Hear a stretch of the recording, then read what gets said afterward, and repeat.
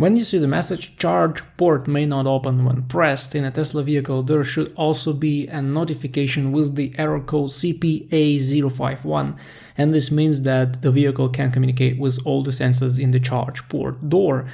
Mainly the sensor that releases the door when you press on it doesn't send any signals, and so the car makes the conclusion that it won't work.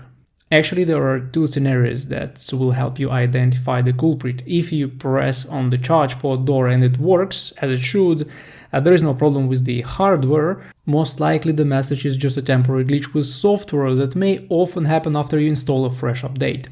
Just resetting the software by pressing and holding both steering wheel buttons simultaneously will help you get rid of the message in most cases.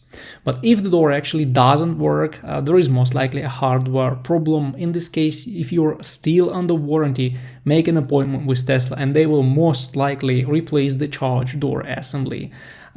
If you are not under warranty, there are two options. You may install the new charge port door, which costs about $200, or you may just put up with the warning. The door will still be open from the infotainment screen, mobile application, charger button, or a fob button, so there are plenty of ways to open without using that faulty sensor.